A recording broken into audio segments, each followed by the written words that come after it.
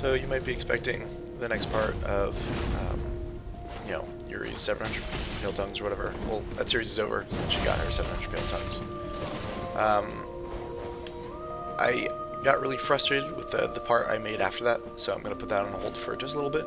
Not too long, maybe a week or two. But instead I made a new character. He is like a knight, just like a really basic strength knight, because I realized I never really made a strength build for this game. So he's got like, he's still level 60. He's got, you know, 30 strength, 13 dexterity, so just really, that's what we're prioritizing with this build, and then everything else goes into health or vitality or endurance. I did a dry finger run to start that character, which was a lot of fun. I had a blast doing it. So this is just the first half of all those invasions that I got. Well, they're not my invasions because I was getting invaded. But we start off with this extremely laggy Watchdog Baron. In case you're wondering why I sound weird, it's because I am sick. I have a pretty sore throat, but I might be traveling soon, so I don't really want to like not record a video. Also, look at that lag stat. I just wanted to record a video before I left, even if I was sick. I really like this invasion here because this guy seemed to know what he was doing. I think he really did. He had a good setup. The Murakuma was, I think, a great invasion weapon. And he also wasn't afraid to use the PvE against me, which is what invaders really should do. A lot of guys will like, oh wait so honorably for you to kill all the PvE, and then they're like, all right, let's have our 1v1 duel, which is always dumb because like they're at a huge disadvantage. So I really like it when invaders actually try to gank me with the PvE, because that's really what's supposed to happen. That's like your advantage. I have all this Estus. I have this like 30% health increase. You gotta use it. But that guy thought pretty well. So let's talk about the gear and setup I'm using. I'm not twinked out at all yet. Like, I'm just playing with what I can get without sequence breaking yet. So no Prisoner's Chain, just basically the Claymore for now. And I'm low on other kinds of Titanite, so, well, just Titanite in general, so I'm not using a whole lot of different weapons other than my main one, which for this playthrough is the Claymore. Let's talk a little bit about the Claymore. So I've been using the Greatsword of Judgment for Yuri for such a long time, I really forgot how useful pokes are. Good lord, the pokes. They're so good for making people respect your space, right? That guy kind of gets it. We didn't quite use it effectively. The pokes basically just create space for you. You can space people out, force them to keep their distance, and when they do get in to like try to attack you, it's so obvious what they're gonna do. Speaking of obvious, this guy goes for a pretty obvious parry. I failed to get all the way around to the backstab, but it works. It has the desired effect of killing you, so I'll take it. This guy here is using the Corvian Great Knife. Oof. Which is a really interesting weapon. I think that's what he meant to do the first time. I don't think he meant to parry. Unfortunately, just not that good with it, or just, you know, didn't really expect the arc of that swing to hit him. Here's another invasion, but I just want to go back to talking about the Corvian Great Knife a little bit. That's a weapon that if someone's using it effectively, can just panic the shit out of me. Like if someone just knows how to properly roll catch with it, it becomes a whole lot scarier. And I always get a little nervous because not a lot of people use it unless they really know what they're going to do with it, because the damage on it isn't phenomenal, but it is it's fast, it can roll catch really well, it can be very scary if someone knows what they're doing with it. So this person was the same person from the last invasion, but this time they're doing that thing I mentioned earlier, which is actually using the PvE. Look at that, they get me with the Undead Hunter Charm, which is a great move. Like, I'm not going to be able to get out of the way of the Undead Hunter Charm if they throw it at me when I'm in the sludge, so good use by them. They actually played this pretty well, I thought, too. But I just don't think their setup was going to do enough damage. They get sandwiched here with a great shield. Like, their setup is interesting, but the curved sword at this level is not going to do a whole lot of damage. And if you're going to use a curved sword, I think you need to play a lot more aggressively than this person was playing. If you look at someone like Mocha Latte when they use the Rotten Brew curved sword, that the other person, their opponent can't even freaking move. And if you're going to use it at this level, because you know it's not going to do a whole lot of damage, you got to play that aggressively. And that's the other thing. Curved swords, like, critical attacks just don't do a whole lot of damage, so even when they get me there, it's not a lot of damage. I appreciate like an original build. In fact, I really want to use the Follower Saber for a build I want to do later. But just it's not quite working out there. If they had something a little heavier, something maybe not faster, but just something that could catch me easier. If they just played it aggressively, I think they really could have gotten me here. But they're doing a very good job of staying on me so that I can't really necessarily kill the Cathedral Knight. If they had maybe two-handed the curved sword, I think that would have been a lot more effective. Just one-hand curved swords are really just pretty overwhelming for their class. They're not better than straight swords, one-hand straight swords, which are just ridiculous.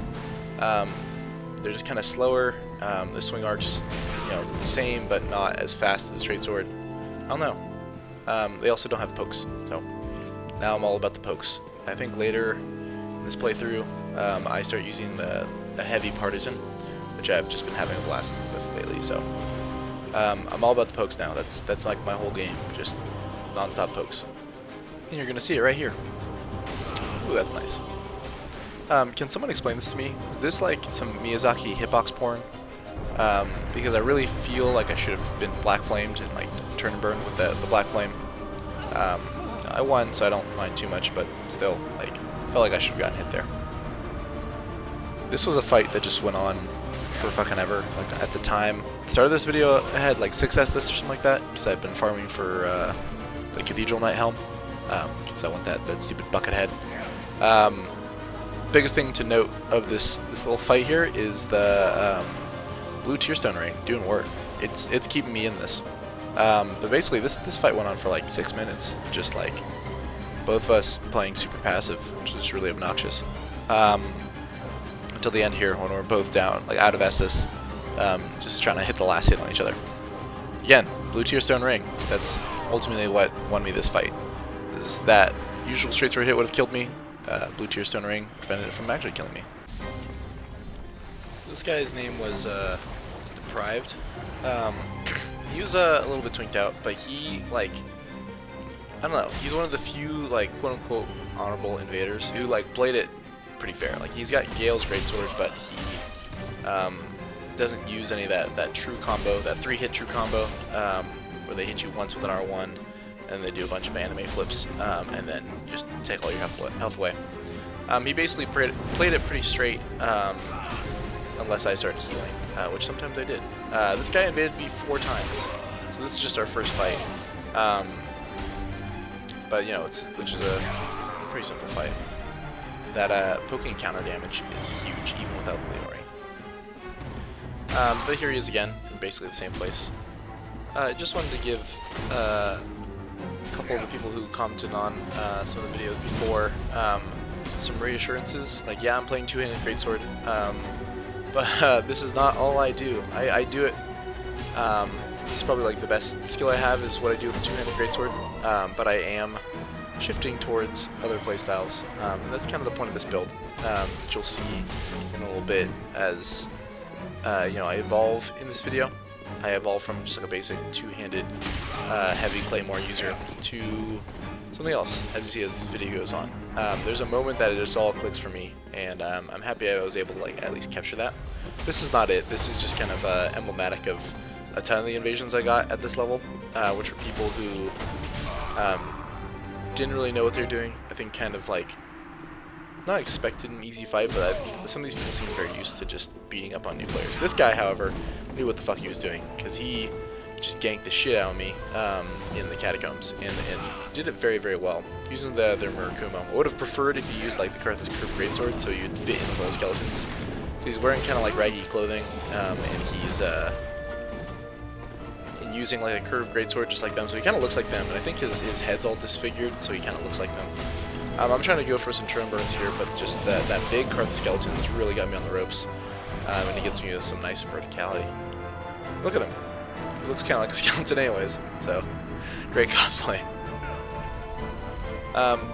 This is where I start to do offhand hand axe stuff, which is with the greatsword is, well, especially the claymore, really just an absolute blast because you have pokes, you have slashes, you have big long heavy slashes that you can roll catch people with. But I end up going two-handed here because I know that guy's going to just try to trade with my hyper armor. Okay, so this is my third fight with Full Deprived here, but at this point, like, we've both just been healing. It's, you know, right outside the bonfire, so I have no problem losing here. It's a really good fight. I've noticed that when you get low on health, you can be way more aggressive because you have nothing to lose, because you're gonna die anyways. But people keep trying to swing in and finish you off, although that doesn't really pay off for me here. It gets me before my hyper armor starts up. So it was a good fight. And then he invades me right after that in the Demon Ruins. But right here I'm like, okay, I'm kind of getting fucked up in this fight. This guy has a good read on me. I didn't have a lot of Estus to start because I'd just been running through the area. Whereas I know this guy is, you know, has all of his Estus. So I just say, you know what, fuck it. I'm going to go offhand hand axe and play as aggressive as possible. And works out really, really well.